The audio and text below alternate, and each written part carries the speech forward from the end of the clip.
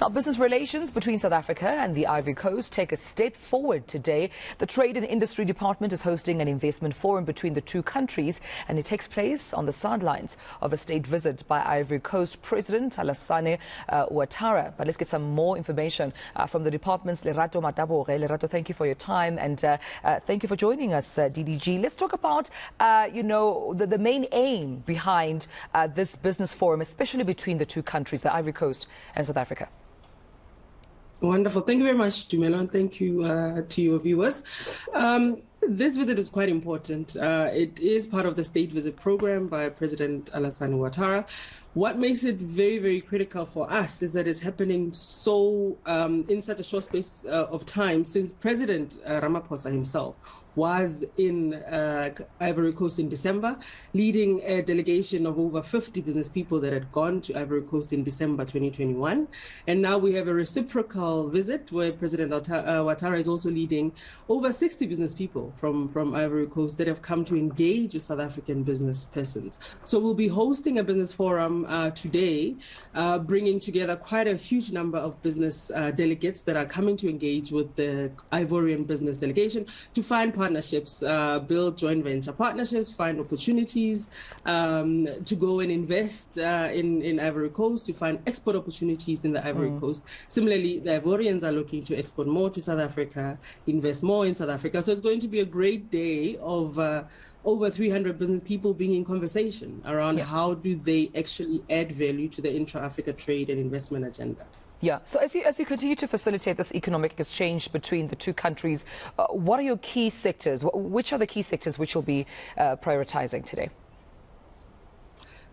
There are quite a number of opportunities, but today, in terms of conversation and having the depth of the panel discussions on the margins of the B2Bs, we'll be focusing on particularly agro-processing and agriculture and agro-processing value chains. As you know, Cote d'Ivoire is quite a huge producer of cocoa. South Africa is a big producer of sugar. How do we find synergies and begin to add value and get into the confectionery space as Africans, for example? So those are parts of the conversations. We'll also be talking around automotives. How do we begin to strengthen and create an automotive value chain in in Africa, as it were, basing it on the South African industrial base. We'll be having conversation as well around ICT and ICT infrastructure.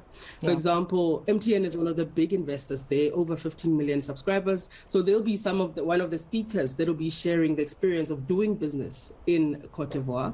We'll also be talking about clothing and textiles, for example. So there are a myriad of opportunities and a myriad of industries and sectors that we can then begin to link together. Yeah. DDG, if I may, I know that on the sidelines of the business forum, there'll also be a signing of a number of agreements between President Cyril Ramaphosa and Alassane Ouattara. Can you tell us more about that?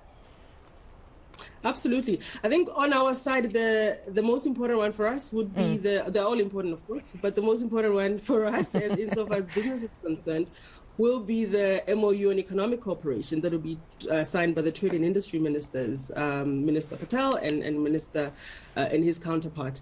So that will give us a strong framework for collaboration. So the conversations we're having today, the business-to-business linkages we're creating today will at least now have a legal framework that will give us even more impetus for more exchanges, more trade missions that we intend to take, investment missions, identification of projects, etc. So we're quite excited about that MOU. It's going to be signed while the state visit is happening in the Union buildings in the morning, and the heads of state will join us later on and engage the business, and we'll already have the framework in place at that time. So it's quite exciting for business relations today. Yeah, and just before I let you go, you did mention that yesterday, the Black Industrialist Conference took place. So at the back of that, we're continuing with more investment conversations through this business forum. How important will transformation be addressed in investments with regards to accelerating the economy in South Africa? Fundamentally important. I need to mention that December, when President Ramaphosa led a delegation to Cote d'Ivoire, it was a majority women business-owned, the business people were majority women businesses, because we were quite intentional about transformation and making sure that we expose women-owned businesses, and we begin to open up those avenues that is not just talk. So now also today's engagement, the bulk of the participants will be, potential exporters and exporters that are part of the Black Industrialist Network, and of course other large businesses in the economy that do have an opportunity to expand abroad and to begin to also source more from the continent. So we've got quite a huge hybrid of businesses, but we are intentional about making sure that we have Black industrialists. We do have women-owned businesses, and increasingly bringing on board youth-owned businesses as well. All right, well, we'll leave it there. And I appreciate you, of course, joining us to give us more information about what's expected from today. The Deputy Director General at the Department of Trade and Industry, Lerato Mataboge, telling us more about South Africa and the Ivory Coast, of course, joining forces for a business forum starting today. And, of course, on the sidelines of that, both the Ivory Coast President and President Cyril Ramaphosa will be signing, of course, a couple of MOU and agreements.